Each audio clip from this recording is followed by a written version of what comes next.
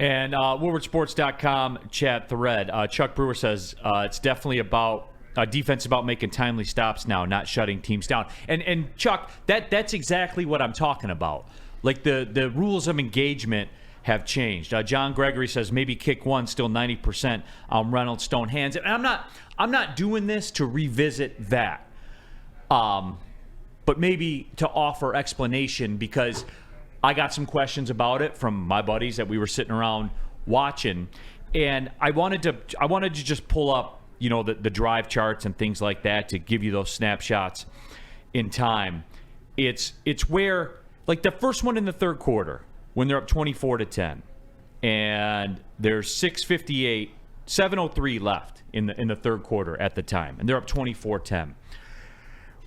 When you go for it, especially 4th and 2. To me, 4th and 2, 4th and 3s are non-negotiables on the plus side of the field. I'm going every single time. Every single time I'm going.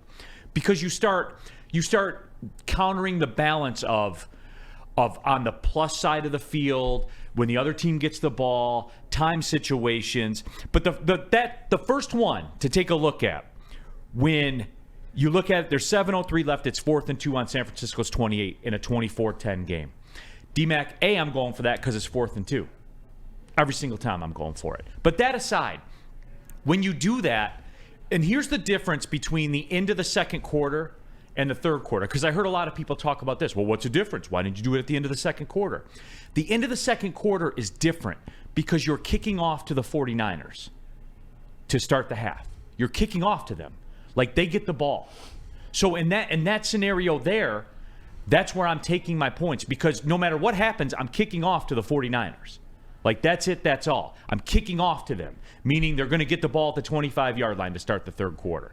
So I'm taking my points and keeping it pushing. Now, if it were 4th and 1, maybe it'd be a different story. But that's distant dependent. Well, I think there's two things that go on here, right? Because if and play devil's advocate, but I can see both sides, right? Because I thought how imperative to go for the field goal at the end of the half was to make it a 3-score game, giving them the ball back. I thought you might play it like tennis, right? Where they got 3, well, we're going to come back, we're going to match, and we still keep it a 3-score game. But no, what Dan Campbell said is, no, I'm going to put my fucking knee on your throat. He was going for the knockout. He was going for the knockout. And am I going to get mad at him for going for the knockout, knowing this is San Fran and they're going to have pushback and stuff?